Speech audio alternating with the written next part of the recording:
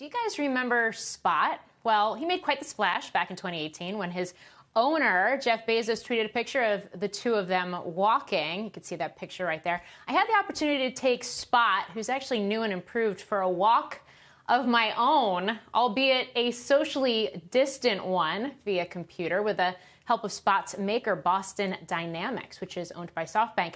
The company began leasing the machine last year. It began kicking off sales to U.S. firms just last week. So do you want one of your own? Well, be prepared to shell out nearly $75,000 for Spot. I spoke with the company's founder and chairman in CNBC exclusive about the commercial opportunity for quadrupedal robots like Spot, as well as the impact of COVID-19 on Boston Dynamics business. Really, this is partly getting a product out there and partly an experiment in order to learn more about how you can use a robot like this.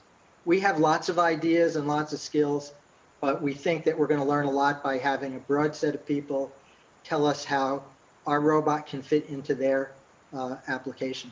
In terms of some of those skills and some of those applications, what are the industries, what are the types of businesses where you're seeing the most demand? The first one we started with in the early adopter program was construction site monitoring. It turns out that some of these companies have hundreds or thousands of simultaneous construction sites, and they send people around to monitor the status of those on a daily basis or a weekly basis. And so there's an opportunity to use our robots to do that. And because they can get around and go up and down stairs and climb over trash that's lying around at the construction site, they're really more able than other kind of robots to do that. And there's a second force in the construction world, which is they're getting more technical and wanting to use 360 scans and even 3D scans so that they can really monitor what's going on and know that they're on the right course and avoid having to do rework and things like that. So that's one of the areas. What has been the impact of COVID-19? I mean, obviously so many more people working from home. You're even seeing more remote operations happen out of things like factory floors right now. Has that driven more demand? Is that part of the timing for this sales release?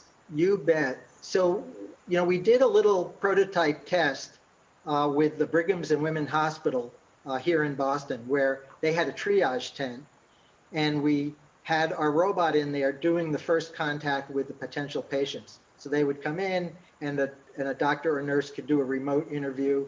We had some automated vital signs measurements. So we avoided having to expose the doctors and nurses to the patients until they knew more and, could decide how to proceed. But that has and we there was some PR about it, but that produced a lot of excitement and opened people's minds to the idea that you could use a robot like this to avoid exposure in dangerous situations. So we've been doing some work with some nuclear reactors where we go into the radiated area and make measurements and do tests.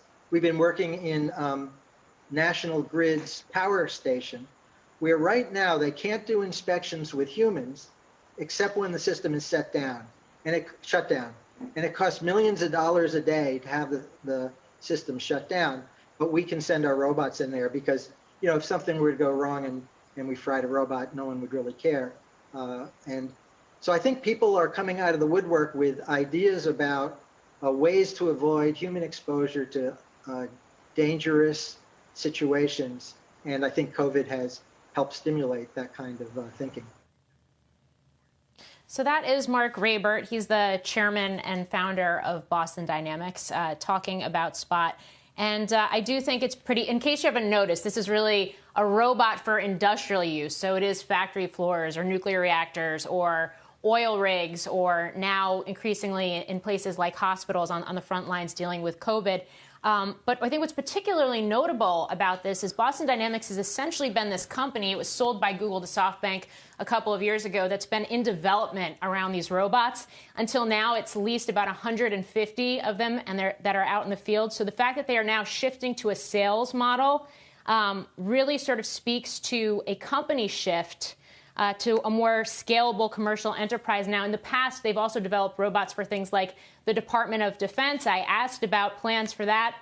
He said, we're really focused as a company as an end spot in particular on the commercial opportunities, and that's really the commercial direction is really where they see the company going as they now ramp up these efforts to sell these robots, which basically start at $74,500. There's educational use discounts, bigger product for enterprise use. They're developing attachments like robotic arms for certain types of applications as well, and they expect production to ramp up to 1,000 in the coming months, probably by next year.